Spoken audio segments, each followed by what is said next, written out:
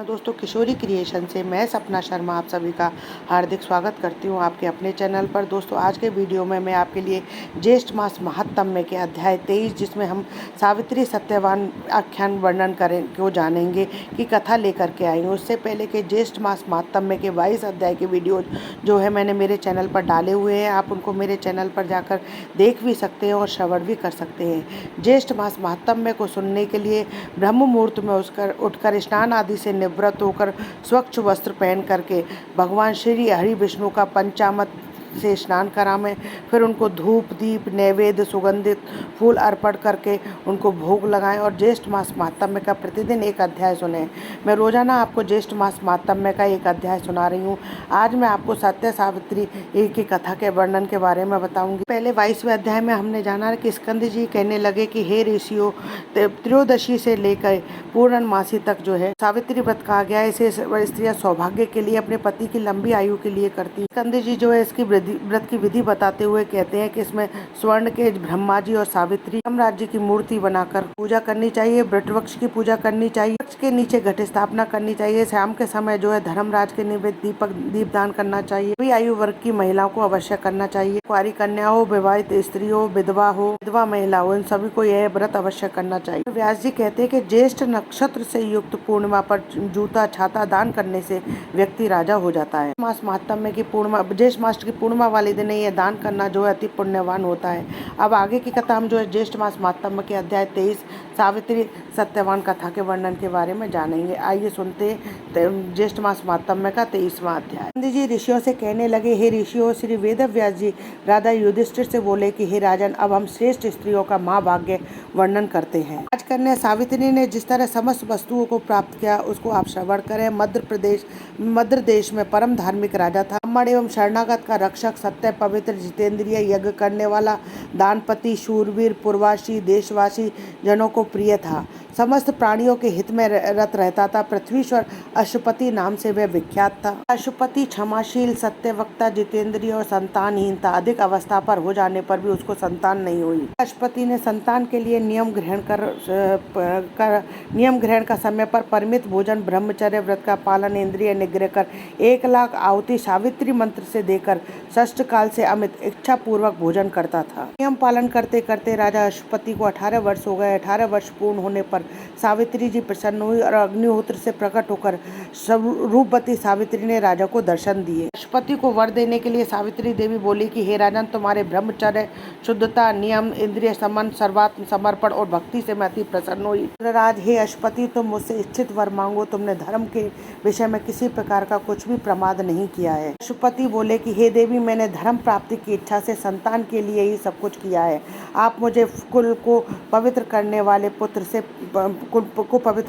पुत्र देवें। यदि आप मुझ पर प्रसन्न है तो मैं आपसे ही कामना चाहता हूँ। हे देवी, मुझको ब्राह्मणों ने भी कहा था कि संतान होना श्रेष्ठ धर्म है। कहने लगी कि हे राजन, मैंने पहले ही तुम्हारे अभिप्राय को जानकर तुम्हारे पुत्र के लिए ब्रह्मा जी से कहा था। ब्रह्मा जी की कृपा से तुम्हारे शीघ्र ही एक कन्या होगी। मैं तुमसे कुछ नहीं कहना। मैं ब्रह्मा जी की आज्ञा से प्रसन्न होकर तुमसे कहती हूँ।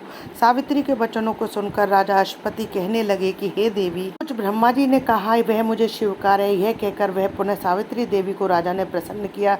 तब सावित्री देवी ने कहा कि हे राजन, यह शीघ्र होगा, और ऐसा कहकर सावित्री देवी जो है अंतर्ध्यान हो गई। राजा अशुपति पुनः अपने घर वापस आया और राजा राज सिंहासन पर बैठकर प्रसन्न पूर्वक मन से धर्म पूर्वक अपनी प्रजा का पालन करने लगा। इतने पर व्रत में तत्पर राजा अशुपति के धर्मचारिणी गर्भवती हुई और उसका गर्भ आकाश में शुक्ल पक्ष के चंद्रमा की तरह जो है दिनों दिन बढ़ने लगा। काल आने पर उस रानी के गर्भ से एक कमल लोचना कन्या उत्पन्न हुई। राजा अशुपति ने उस कन्या का जात कर्म आदि सब संस्कार कराया, जो श्री सावित्री देवी की कृपा से उनकी 1,00,000 आहुति देने से उत्पन्न हुई थी। ब्राह्मणों ने उसका नाम राजा अशुपति की सम्मति से सावित्री रखा।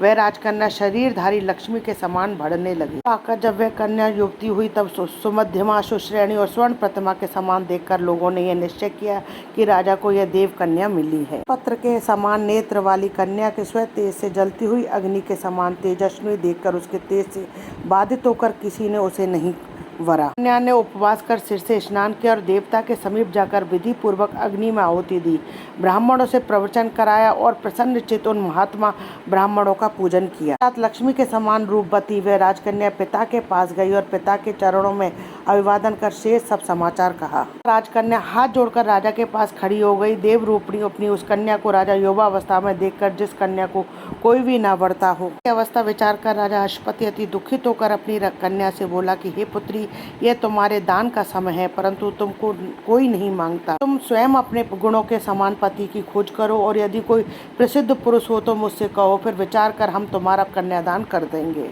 पति चाहती हो वैसा वर हो, ब्राह्मणों से पढ़ा जाता हुआ जैसा वर धर्म शास्त्रों में सुना हो, कल्याणी मेरे वचनों को सुनकर वैसा ही तुम करो। विवाह न करने पर कन्या पिता से कहे कि मेरा विवाह कर दीजिए और पति से कुछ कहना हो तो नम्रता पूर्वक कहो, तथा पति के न रहने पर माता से, आरक्षित होने पर पुत्र से कहे। समझकर तुम पति को खोज करो जिससे हम देवताओं की निगाह में निंदित न हो जाए। स्कंद जी कहने लगे कि हे ऋषियों, इस प्रकार राजा अश्वपति ने अपनी कन्या और राजमंत्रियों से प्रिय वचन कहे। मंत्रियों को कन्या के साथ जाने की आज्ञा दी। इसके पश्चात वह तपस्वी राजकन्या लज्जित होकर पिता के चरणों को नमस्कार कर बिना विचारे ही पिता की आज्ञा मानकर सवार होकर वृद्ध मंत्रियों के सहित अपने घर से पति की खोज में चली। वे कन्या राज ऋषियों के तपोवन में गई। वहां पर वयोवृद्ध माननीय लोगों के चरणों में प्रणाम करके क्रम से समस्त तीर्थों में गई। मैं समस्त तीर्थों में जाकर ऋषियों का आशीर्वाद लेने लगी और जो ब्राह्मणों का श्रेष्ठ तपोवन था उसको त्याग कर अनेक देशों में गई। श्री भविष्य पुराणे ज्येष्ठ मास महात्म में सावित्री सत्यवान